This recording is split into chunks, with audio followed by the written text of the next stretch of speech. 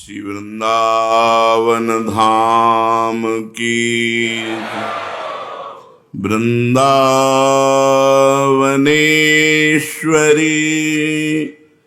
तवैव पदारविंदम प्रेमामृतैकमकरन्दरसौघपूर्णम् हृद्यर्पितं मधुपते स्मरतापमुग्रं निर्वापयत् परम शीतलमाश्रयामि परम शीतलमाश्रयामि।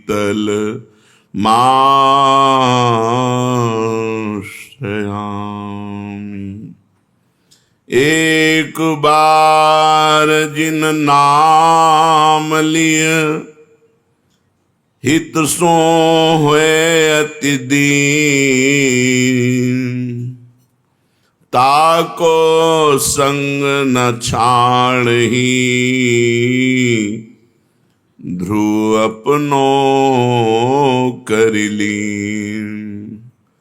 जो चाहत है नित्य सुख अरु मन को विश्राम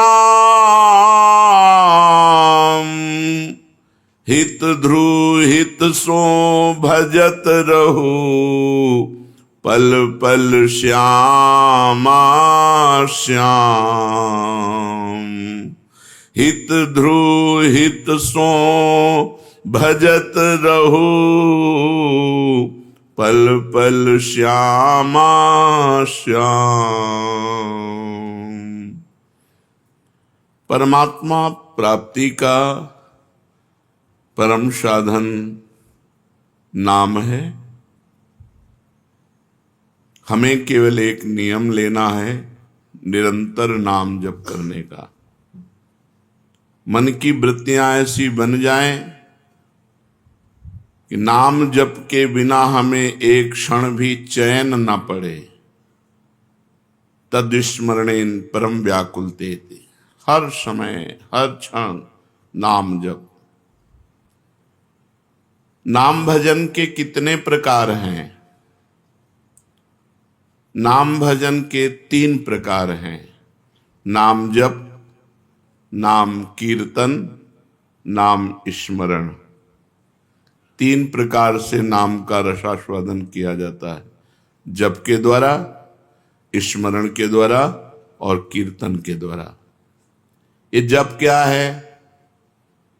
प्रभु के जिस नाम में रुचि हो या जो नाम गुरुदेव ने दिया हो उसी नाम की बार बार आवृत्ति करना, बार बार जपना, इसी को जप कहते हैं। तो जप कितने प्रकार का होता है? ये जप 3 प्रकार का होता है, साधारण जप, उपांशु जप और मानसिक जप। ये 10 गुना पूर्व से होता है। विधि विधान से यज्ञ याज्ञ जो किए जाते हैं उनसे 10 गुना फल साधारण जप में है। साधारण जप से 1000 गुना फल उपांश में है और उपांश से लाख गुना फल मानसिक में है। मनुस्मृति में ऐसा वर्णन है। साधारण जप क्या है? जिसमें स्वर तो सुनाई दे पर वो कीर्तन नहीं है। जैसे राधा राधा राधा राधा राधा राधा राधा राधा राधा राधा, ये कीर्तन नहीं है, ये साधारण जप है। इसे साधारण जप कहते हैं, जिसमें शब्द बाहर सुनाई दे। उपांशु जप क्या है? जिसमें जीभ और ओठ तो हिले पर शब्द बाहर न सुनाई दे। ये साधारण जप से 1000 गुना फल देने वाला है। ओठ बंद है, अंदर जीभ हिल रही, नाम या मंत्र चल रहा है। मंत्र उपांश से शुरू होता है। मंत्र 2 ही प्रकार जपा जाता है, उपांशु और मानसिक। नाम 3 प्रकार से जप होता है, साधारण जिसे वाचिक कहते हैं, फिर उपांशु और मानसिक। साधारण जप से उपांशु 1000 गुना श्रेष्ठ है, वो जिह्वा चलती है, ओंठ बंद रहते हैं, शब्द बाहर नहीं सुनाई देता। मानसिक जप जिसमें जीभ भी न हिले और न ओंठ हिले, केवल मन से मंत्र का जप करना। जैसे ऐसे शांत बैठे, कोई हरकत बाहर नहीं दिखाई दे रही और अंदर मंत्र चल रहा है, नाम जप चल रहा है, इसे मानस जप कहते हैं। सुना है श्वास के द्वारा नाम जप करने से जल्दी लाभ प्राप्त होता है। हाँ हाँ, श्वासा श्वासा नाम जपे दुविधा रहा न कोई भी श्वास खाली न जाए, उसमें नाम जप करे तो दुविधा अर्थात भगवत प्राप्ति में कोई संशय नहीं। प्रत्येक श्वास की गति की ओर लक्ष्य रखो, हर श्वास के आने जाने में श्वास के साथ नाम उच्चारण करो। अगर ऐसा नहीं बनता तो उपांशु के साथ श्वास जोड़ो, जिह्वा हिलाओ, नाम या मंत्र जप करो ओंठ बंद करके और श्वास के साथ। आरंभ में माला काउंटर जो आपको सुविधा पड़े वो ले लो और श्वास श्वास कई नाम कई मंत्र ऊपर खींचने पर छोड़ने पर श्वास प्रश्वास में जप करें। धीरे धीरे मन लगने लगता है, क्योंकि बिना मन के छूट जाएगा श्वास की गणना छूट जाएगी। हर श्वास में नाम जप करना है। स्मरण क्या है? स्मरण युक्त जप किसे कहते हैं? स्मरण केवल मन की वृत्ति से होता है। जिस जप में नाम लिखा जाता है, नाम साक्षात दिखाई देता है, सुनाई देता है, उसे स्मरण कहते हैं। पूरी स्मृति में नाम या मंत्र विराजमान है, आप उसी में डूब कर जप कर रहे हैं, ये केवल मानसिक होता है। ये न वाचिक होता है न उपांश होता है, ये होता ही मानसिक है। इसीलिए प्रायः इस पर ज्यादा देर साधक टिक नहीं पाते। नाम मंत्र चल रहा है, बार बार उसी की आवृत्ति लिख रहे हैं, बार बार उसी को सुन रहे हैं, लेकिन जिह्वा नहीं चल रही, कोई चेष्टा नहीं हो रही, अंदर ही हो रहा है। इसे जप स्मरण युक्त कहते हैं, स्मरण जप कहते हैं। ये मानस मूर्ति पूजा की भांति नामोक्षरों की भावना मन में कर सकते हैं। हाँ, कर सकते हैं। जैसे श्री राधा वल्लभ लाल जी की रूप माधुरी सामने है, अब उनके मस्तक पर लिख रहे हैं मंत्र, उनकी छाती पे लिख रहे हैं, उनकी बाजुओं पे लिख रहे हैं, उनके चरणों में लिख रहे हैं, और बार बार जहां मन आया पूरे श्रीअंग का दर्शन करते हुए वहीं बार बार मंत्र लिख रहे हैं, बार बार नाम लिख रहे हैं। मानस मूर्ति की पूजा की भांति आपको लाभ देगा। क्या नाम अक्षरों की आवृत्ति का और कोई उपाय है? हाँ, मन की रुचि के अनुसार आप आकाश में कर सकते हो, आप हृदय में अपने कर सकते हो, आप अपने मस्तक पे कर सकते हो। मस्तक पे बार बार लिख रहे हैं अपने अंदर से, या आप अपने हृदय में लिख रहे हैं, या सामने बाहर लिख रहे हैं, जैसे आपकी रुचि बने। या आप नाम के पूरे गहने पहना दीजिए ठाकुर जी को। चरणों में नूपुर तो नूपुर की जगह नाम मंत्र, बाजुओं में बाजूबंद तो बाजूबंद की जगह नाम मंत्र, कुंडल की जगह नाम मंत्र, तिलक की जगह नाम मंत्र हम बार बार लिख रहे हैं। ऐसे जैसे भी बने, अंदर से लिखते हुए नाम का स्मरण करना बहुत जोर का लाभ प्रदान करता है। तो नाम जप, नाम स्मरण, नाम कीर्तन। नाम कीर्तन में गगन भेदी स्वर होना चाहिए। उच्च स्वर स्तंभद सर्वदैव, ऊंचे स्वर से कीर्तन होना चाहिए। जितना उच्च स्वर से होगा उतना ही कीर्तन लाभ देगा। कीर्तन कितने प्रकार के होते हैं? अकेले भी ताली बजाते हुए भगवान नाम कीर्तन होता है। आर्त भाव से अकेले पुकारते हुए ताली बजा रहे भगवान के नाम का कीर्तन, या कई लोग मिलकर के भगवान नाम कीर्तन कर रहे हैं, भगवान का गुण कीर्तन कर रहे हैं, मृदंग है, मंजीर है, ढफ आदि वाद्य बजाते हुए कई लोग मिलकर भगवान के नाम का कीर्तन, गुण कीर्तन। संकीर्तन का क्या प्रभाव है? जहां तक नाम पहुंचेगा वहां तक निष्पाप कर देगा। जिनके कानों में, पशु पक्षी जिनके भी कानों में नाम ध्वनि, गुण ध्वनि पहुंची, गुण ध्वनि चतुरासी जी, जैसे आप चतुरासी जी गायन करते हैं, ये गुण ध्वनि है, महिमा ध्वनि है। नाम ध्वनि, नाम कीर्तन, राधा राधा राधा, ये जहां तक जिसके कानों में पहुंचेगी, पशु पक्षी चिड़िया सबके पाप को नष्ट कर देती है। इसीलिए इसे उच्च स्वर में गाया जाता है, नाम कीर्तन। यहां तक कि जड़ वृक्ष भी पवित्र हो जाते हैं, वो जगह पवित्र हो जाती है जहां नाम कीर्तन होता है। ये तो हम समझ गए। अब हर समय नाम जप कैसे हो?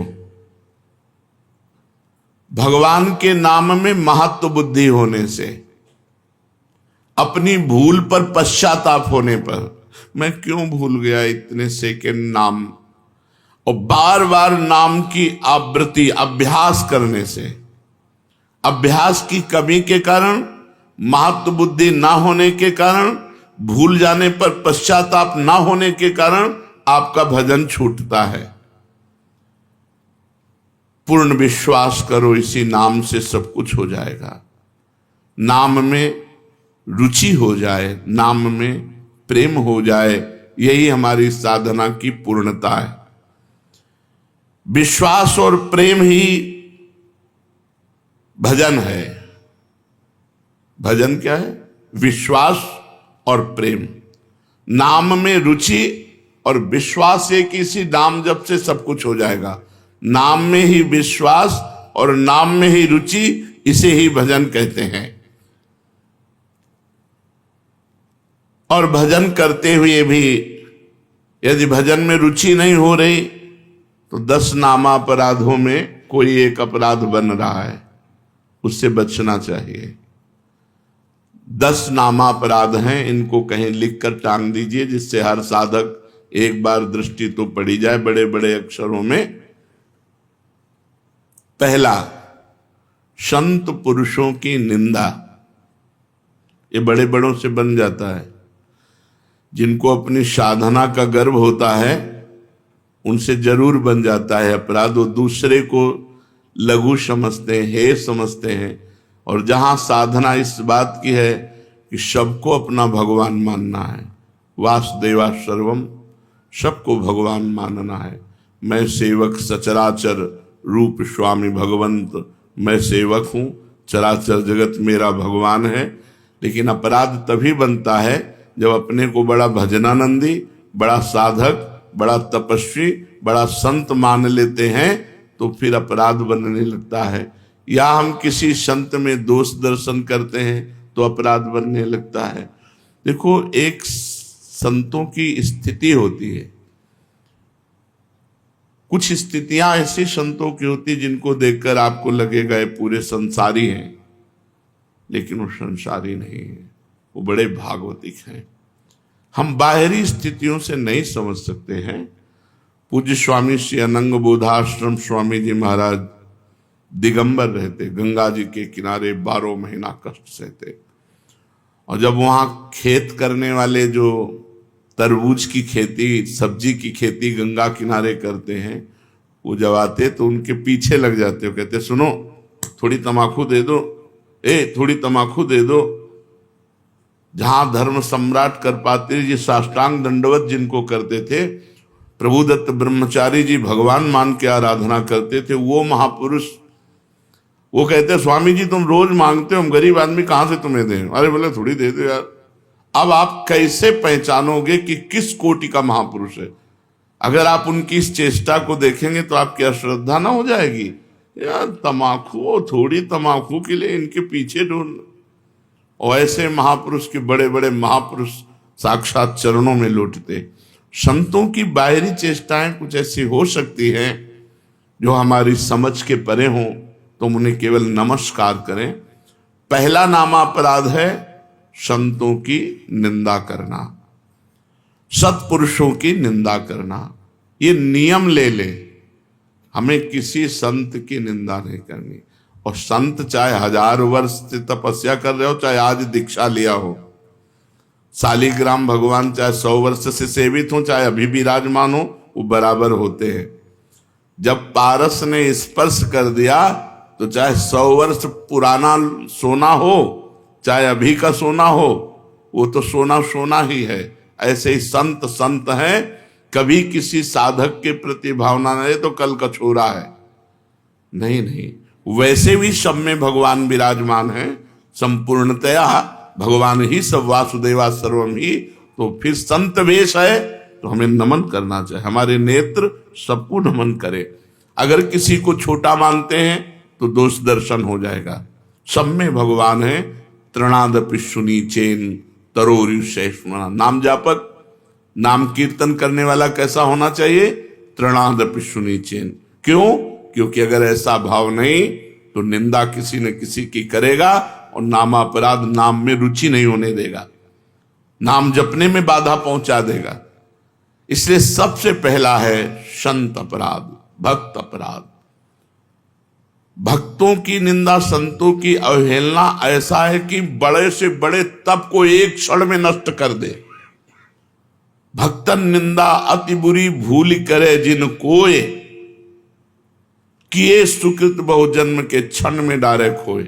एक क्षण में बहुत जन्मों के पुण्य नष्ट हो जाएंगे, एक जन्म की कौन बात कहे। इसलिए डरो, भक्तन के अपराध से डरपत रहो। ध्रुवदास जी ने कहा है। शांत, कोई आके गाली दे जाए, एक दो थप्पड़ भी मार जाए तो राधे राधे। हमारे भगवान हमारी परीक्षा ले रहे हैं, हमारे भगवान आकर के हम पर कृपा कर रहे हैं। यही भाव रखो। तृणादपि सुनीचेन। मैं भी तो संत हूं?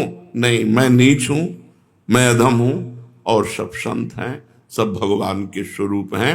ऐसा मानने वाले से कभी अपराध ही नहीं बनता। अपराध बनता है जब गुणाभिमान होता है, अपने में गुणाभिमान होता है, तब दूसरों में दोष दर्शन होता है।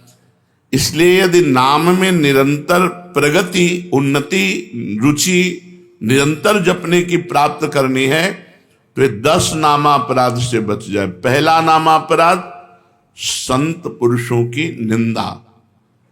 इससे ये बहुत खतरनाक है। विश्व में हर अपराध क्षमा करने के उपाय हैं, लेकिन वैष्णव द्रोह, संत निंदा, भक्त निंदा का उपाय नहीं। होत वज्र की लीक, इसे वही भक्त क्षमा कर दे तो बात अलग है जिससे आप अपराध किए हो, अन्यथा भगवान भी क्षमा नहीं करते। जब दुर्वासा जी भगवान के पास गए तो श्री भगवान ने कहा, अहम भक्त पराधीनो असुतंत्र युदिज। मैं परतंत्र हूं, ये सुदर्शन मेरे कहने से नहीं रुकेगा। अगर इसके ताप से मुक्त होना चाहते हो तो अम्बरीश जी के चरण पकड़ो जाकर के। ऐसा ही करना पड़ा दुर्वासा जी को। इसलिए काहे को व्यर्थ में विपत्ति मोल में ले, काहे को पाप की गठरी सिर पर चढ़ावे, किसी की निंदा ना करे। हमको क्या लेना, भगवान जिसको जैसा चला रहे वैसा चल रहा है। तेरे भावे जो करे, भलो बुरो संसार, नारायण तू बैठ के अपनो भवन बुहार। तू अपने अंदर देख, जिन दोषों को देखो, भगवान से प्रार्थना करके उनकी निवृत्ति करो, दूसरों के दोष दर्शन मत करो। दूसरा, नामों में भेदभाव, ये नाम जप नहीं, सब नाम समान फलदायक हैं। तुम्हें जो गुरु जी ने दिया है, तुम्हारे लिए सर्वश्रेष्ठ वो है। ध्यान रखो, सब नाम समान फलदायक है, समान सामर्थ्य है, लेकिन हमें जो गुरु जी ने दिया है वो हमारे लिए सर्वोपरि।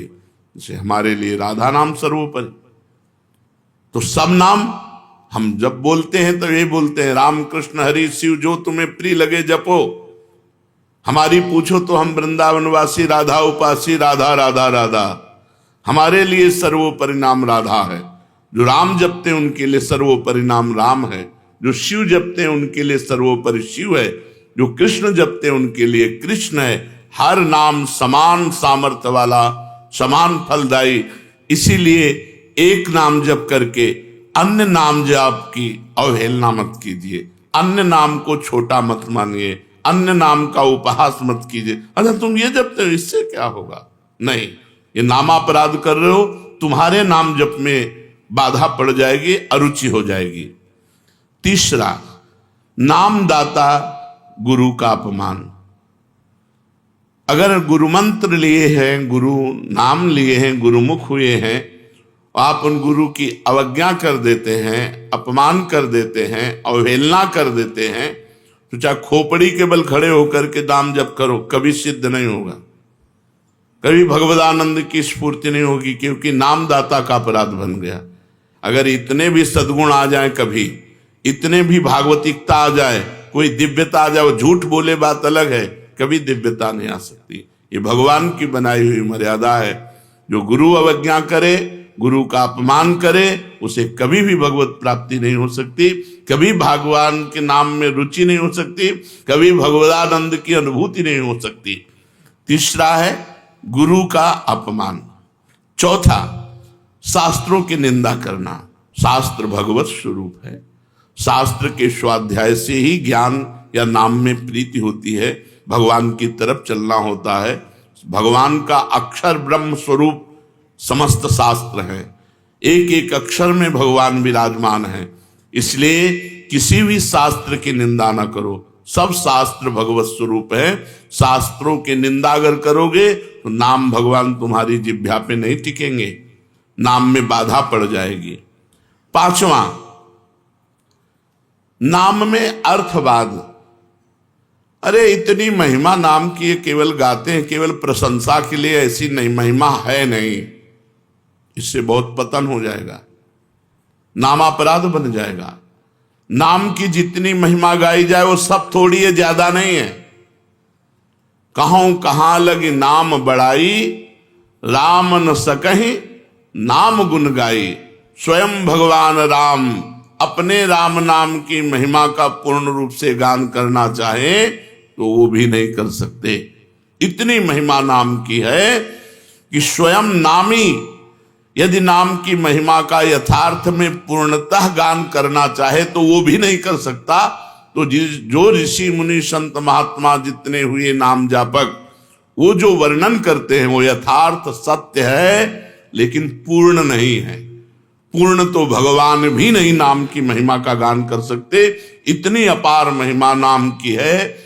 इसलिए नाम में अर्थवाद कि अरे ये तो नाम की रोचकता के लिए इतनी प्रशंसा कर दी गई है, वैसे वस्तुतः ऐसा है नहीं, ऐसा सोचना ये नामापराध है। छठा, नाम का सहारा लेकर के पाप करना। कोई पाप कर्म कर रहे, अरे नाम जप लेंगे उससे नष्ट हो जाएगा। पीछे आपने सुना है कि जो नाम के बल से पाप करते हैं उनको अवश्य नरक मिलता है, क्योंकि नाम अबलो नशानी अबना नशे हो। आज तक किया, अब नहीं करूंगा, जपो सब पाप नष्ट हो जाएंगे। लेकिन ये उत्साह रखकर पाप करना कि चलो मैं शाम के खूब राधा राधा रट लूंगा, हर नाम, एक नाम में जितनी सामर्थ्य उतना कोई पाप कर ही नहीं सकता, तो मैं मनमानी पाप करूं और शाम के नाम जप करूं। नहीं, तुम्हें नरक की प्राप्ति होगी। तुम नामापराध कर रहे हो, नाम का सहारा लेकर पाप करना। सातवां, धर्म व्रत यज्ञ आदि के साथ नाम की तुलना करना, किसी और साधन से नाम की तुलना करना। नाम अद्वितीय साधन है, नाम के समान कोई भी साधन नहीं है। चाहे यज्ञ हो, चाहे व्रत हो, चाहे दान हो, चाहे तीर्थ याटन हो, नाम के समान नहीं है। इसलिए नाम के बराबर कि भाई तुम नाम जप कर रहे हो, हम गंगा नहा के आ रहे हैं, तुम नाम जप कर रहे हो, हम अमुक धर्म कार्य करके आ रहे हैं, तुम नाम जप कर रहे हो, हम अमुक व्रत कर रहे हैं, हम तो 108 यज्ञ कर रहे हैं, तो नाम जापक की बराबरी किसी से नहीं हो सकती। नाम की समानता धर्म व्रत यज्ञ आदि के साथ तुलना करना। नाम जापक जब गंगा जी को स्पर्श करता है तो गंगा जी निष्पाप हो जाती है, गंगा जी निष्पाप हो जाती। गंगा पापम, गंगा जी पाप का नाश करते हैं, लेकिन जब नाम जापक गंगा जी का स्पर्श करता है तो गंगा निष्पाप हो जाती है। इसलिए धर्म व्रत यज्ञ आदि के साथ नाम की तुलना करना ये नाम का 7वां अपराध है। 8वां, हरि निंदक, हरि विमुख, अवहेलना करने वाले भक्तों की, उन अश्रद्धालुओं को जो सुनना नहीं चाहते, जो भक्तों की निंदा करते, भगवान की निंदा करते हैं, ऐसों को नाम का उपदेश करना। अब यहां विचारणीय विषय है, जो सुनना नहीं चाहते हैं। अभी आपने सुना कि जब नाम कीर्तन किया जाता है तो यदि उनके कान में नाम पड़े उनका भी मंगल हो जाएगा। उनको उपदेश नहीं करना, लेकिन नाम सुनाना है। दूर से भगवान नाम की जय घोष करनी है, घोर पापी के भी कान में जाएगा तो उसका मंगल करेगा। नाम कीर्तन की महिमा में सुना। तो यहां ये बात नहीं है, यहां बात कही जाती है उसको शिष्य बनाना, उसको उपदेश करना। जो अश्रद्धालु है, सुनना नहीं चाहता, हरि निंदक है, भक्त निंदक है, ये नामापराध है। ऐसे को शिष्य नहीं बनाना चाहिए। लेकिन नाम कीर्तन सुनने का सब कोई अधिकारी है। जैसे जगाई और मधाई, मांस मदिरा आदि सबसे युक्त पुरुष, घोर दुष्ट स्वभाव, भक्त को देख करके ही गाली देना और उनका उपहास करना। तो हरिदास जी ने कहा नित्यानंद महाप्रभु से, छोड़ो, इनके समीप भी नहीं चलना। ये मोहल्ले में उनका तंबू लगा हुआ है, शिविर लगा हुआ है, चलोगे ठीक नहीं है। काहे को मधुमक्खी के छत्ता पे ईंट मारे, वो भनभना के तुम्हारे ऊपर ही आएंगी। तो नित्यानंद महाप्रभु ने कहा अधिकारी तो यही है, ऐसे लोग ही अधिकारी हैं हरिनाम के। जो घोर पापाचरण में रत हैं, उनके कान पर यदि हरिनाम जाएगा तो उनका भी मंगल हो जाएगा। जाके महामंत्र का उच्चारण किया, परिणाम वही हुआ जैसे बर्रा के छत्ता में कोई ईंट मार दे। शराब के नशे में थे, एक घड़ा उठाया और फेंक के मारा तो नित्यानंद महाप्रभु के सर पर लगा और रक्त स्राव होने लगा। भगवान नाम उच्चारण करते हुए ये प्रहार उनको सहना पड़ा। उनके लिए जब सूचना मिली चैतन्य महाप्रभु को तो भगवद आवेश में आ गए और सुदर्शन चक्र का स्मरण किया। सबने प्रार्थना करी, नित्यानंद महाप्रभु चरणों में लौट गए। प्रभु आपका अवतार दुष्टता का नाश करने के लिए, दुष्टों का नाश करने के लिए नहीं। प्रभु ये आपके विशेष दया पात्र है, कृपा पात्र है। आखिरकार उन दोनों भाइयों को महाभागवत बना दिया, जगाई मधाई को महाभागवत बना दिया। उनके नाम के घाट बने हुए हैं। तो भगवान नाम सुनने का अधिकारी सब कोई है, लेकिन भगवान नाम की दीक्षा का जो हरि निंदक है, भक्त निंदक है, अश्रद्धालु है, ऐसे को यदि नाम उपदेश किया जाए तो नामापराध लगता है। 9वां, इतनी नाम की महिमा सुनी और फिर भी नाम जप नहीं किए, ये नामापराध है। ये 9वां नामापराध है। नाम की महिमा सुनकर नाम में प्रेम ना करना, नाम की महिमा सुनकर नाम जप ना करना। इतनी महिमा सुनी, भगवान ने इतनी कृपा करी कि नाम की महिमा सुनवाई और आप नाम जप में नहीं लगे, अब आप अपराधी हो, आपको दंड मिलेगा। 10वां,